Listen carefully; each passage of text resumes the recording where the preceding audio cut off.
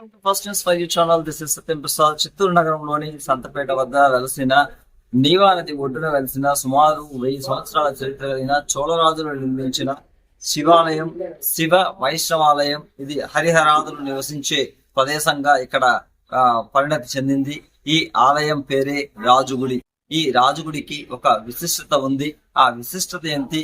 ఈ పుణ్యక్షేత్రంలో ఎలాంటి పూజాది కార్యక్రమాలు నిర్వహిస్తారు, ఎలాంటి సర్పదోష నివారణ కార్యక్రమాలు చేపడతారు, ఈ ఆలయం యొక్క విశిష్టతను తెలుసుకుందాం రండి. నమస్తే పరమేశ్వర, నమస్తే వృషభారూఢ నకారాజ, నమో నమః.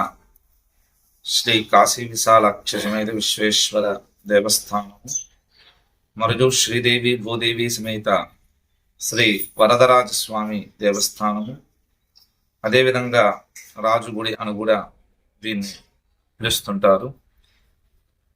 పురాతనంగా రాజులచే నిర్మించి ఎంతో వైభవంగా రాజుల కాలంలో ఎన్నో బ్రహ్మోత్సవాలు కైంకర్యాలంతా ఆచరించి కొన్ని సంవత్సరాలు శిథిలావస్థగా ఉండి తిరిగి 2006లో తిరిగి ఆలయాన్ని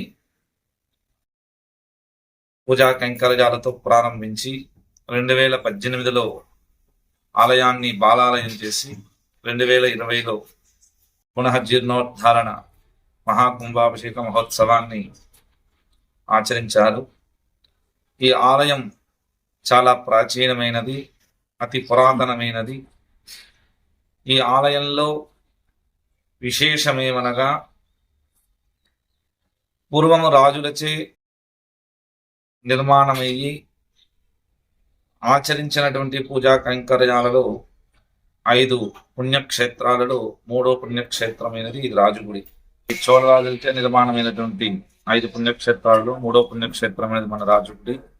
ప్రప్రథమంగా యాదవరిలో ఉన్నటువంటి శైవ క్షేత్రము, ఇరువాదలో ఉన్నటువంటి శైవ క్షేత్రము, తదనంతరం ఈ రాజుగుడి, తర్వాత కట్టమంచి, కలవగుంట, ఈ 5 పుణ్యక్షేత్రాలు చోళరాజులచే నిర్మాణం ఎన్నో విధాలుగా పూజా కైంకర్యాలంతా చేసుకున్నటువంటి ఆలయాలలో ఈ రాజుగుడిలో విశేషంగా హరిహరాదులు ఒకే ప్రాంగణంలో ఉన్నటువంటి క్షేత్రము ఈ రాజుగుడి. అంటే కాశీ విశాలాక్ష మీద విశ్వేశ్వర స్వామి దేవస్థానం, శ్రీదేవి భూదేవి మీద వరదరాజ స్వామి దేవాలయాలు ఒకే ప్రాంగణంలో ఉండడం అనేది ఇక్కడ విశేషము. ఉన్నటువంటి ఆ శిలాశాసన ప్రకారంగా సప్త ఋషులు బ్రహ్మచే శాపం పొంది ఆ శాప విముక్తికి మహాశివుడికి తపస్సు ఆచరించగా, మహాశివుడు ఆ తపస్సుకు ఆ సప్తఋషులు తపస్సు ఆచరించగా మహాశివుడు ప్రత్యక్షమై సప్తఋషులను అడగగా వారు బ్రహ్మచే శాపం పొందినటువంటి శాపాన్ని విముక్తి ఏ విధంగా తొలుగుతుందో అని చెప్పి అడుగగా, అప్పుడు పరమేశ్వరుడు భరతఖండమున నీవా నదిలో స్నానం ఆచరిస్తే మీకు శాప విముక్తి కలుగుతుందని చెప్పి తెలుపగా, అప్పుడు ఆ సప్త ఋషులు ఈ భరతఖండం అంతా తిరుగుతూ మధ్యలో అనేకమైనటువంటి పుణ్యక్షేత్రాలు, పుణ్యనది స్నానాలంతా ఆచరిస్తూ చివరికి నీవా నదికి వచ్చి నీవా నదిలో స్నానం ఆచరించగా ఆ శాప విముక్తులైన వెంటనే ఆ సప్త ఋషులు ఇక్కడ విముక్తి పొందాం కాబట్టి ఇక్కడ ఈ ప్రాంగణంలో, ఈ స్థలంలో ఈ విధంగా 5 పుణ్యక్షేత్రాలు నిర్మించాలని వారు తలచి ఈ విధంగా 5 పుణ్యక్షేత్రాలు నిర్మించి ఎంతో వైభవంగా ప్రతిష్టాది మహాకుంభాభిషేకాలంతా ఆచరించారు. అదేవిధంగా ఏకకాలంలో ఈ 5 పుణ్యక్షేత్రాల సందర్శనం ద్వారా కూడా సమస్తమైనటువంటి అకాల మృత్యు, అపమృత్యు దోషాలంతా నివృత్తి అయ్యి ఆయురారోగ్యాలు కూడా ప్రసాదిస్తాయని కూడా తెలిపినటువంటి వాక్యము. అదేవిధంగా ఈ క్షేత్రానికి సర్పము క్షేత్రపాలకుడుగా ఉంచి తదనంతరం కూడా కాశీలో నుంచి లింగం తెచ్చి విశ్వేశ్వరంగా కూడా ఇక్కడ ప్రతిష్ఠ ఆచరించారు. అనంతరం కూడా ఇక్కడ ఆలయంలో 41 రోజు స్వామివారిని రోజు దర్శించి ప్రదక్షిణ చేయడం ద్వారా కూడా కురుపు వ్యాధి అనేదంటే మనకి క్యాన్సర్ అని అంటారు, అటువంటి వ్యాధి కూడా ఈ ఆలయం ప్రదక్షిణ చేయడం ద్వారా కూడా సమస్తము నివృత్తి అవుతుంది. ఇప్పుడు కూడా అటువంటి అనారోగ్యంగా ఉన్న వాళ్ళు కూడా ఆలయానికి వచ్చి ప్రదక్షిణ చేయడం ద్వారా కూడా సమస్త ఆరోగ్యాన్ని కూడా పొందుతూ ఉన్నారు. అదేవిధంగా శివరాత్రికి ముందు 10 రోజులు ముందుగా, శివరాత్రి అయిన 10 రోజుల తర్వాత కూడా విశేషంగా స్వామి పైన సూర్యకిరణాలంతా సాక్షాత్ ఆ లింగమైన పడతాయి. కాబట్టి చాలా మంది కూడా వచ్చి విశేషంగా ఆ దృశ్యాన్ని చూసి వాళ్ళు స్వామి వారిని కూడా నమస్కరించుకుని ఎంతో మంది భక్తాదులు వెళ్తుంటారు. కావున ఈ క్షేత్రం చాలా విశేషమైనటువంటి క్షేత్రం.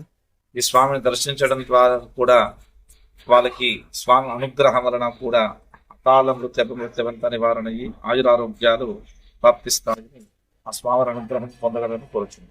రాజగుడిలో విశేషంగా పూర్వం నుంచి సర్పం క్షేత్రపాలకంగా ఉండడం ద్వారా ఇక్కడ రాహుకేతుడు పూజ ఆచరించడం ద్వారా వారి జాతకాల సమస్తమైనటువంటి రాహుకేతుల దోషమంతా నివృత్తి అవుతుంది.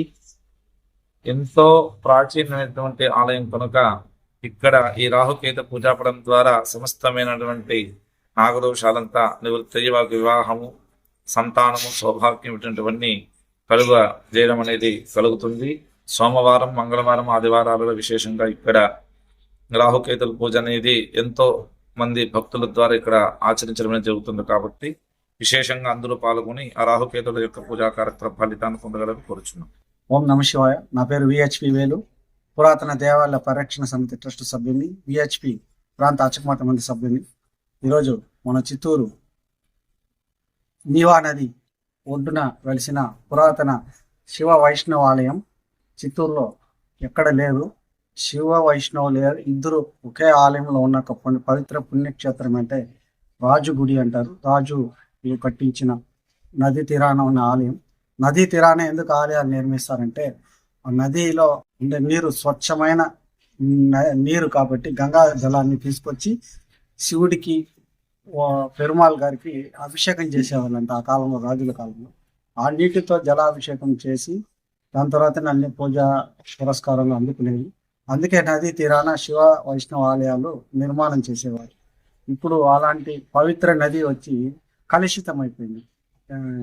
మొత్తం అసలు గలీజు నీరంతా ఆ నదిలో కలిసే వల్ల మన పురాతన చారిత్రకమైన అనువాళ్ళన్నీ కూడా శిథిలం అయిపోయినాయి. అట్లాంటి నది తీరాన ఏర్పడ్డే ఈ రాజుగుడి శివ వైష్ణవ ఆలయం. ఇక్కడ శివరాత్రికి అంగరంగ వైభవంగా కార్యక్రమాలు, మళ్ళా వైకుంఠ ఏకాదశి కూడా విశేషంగా జరుగును. ఇక్కడ విశేషం ఏమంటే ఈ గుడిలో సర్పాలు ఎక్కువ తిరుగుతూ స్వామి దర్శనం ఇస్తుందోన ఇక్కడ స్వామి రాహుకేతు పూజకు కూడా చాలా పవిత్రమైన స్థలం ఇది. సో ఇక్కడ కూడా చిత్తూరు నగర ప్రజలు, మిగతా వాళ్ళు కూడా ఈ పురాతన ఆలయ రాహుకేతు పూజ చేసుకుంటే కూడా మీ సర్వ నివారణ ఫలితాలు కూడా నివారణ అవుతుంది. కాబట్టి భక్తులందరూ స్వామి వారిని దర్శించండి. ధన్యవాదాలు.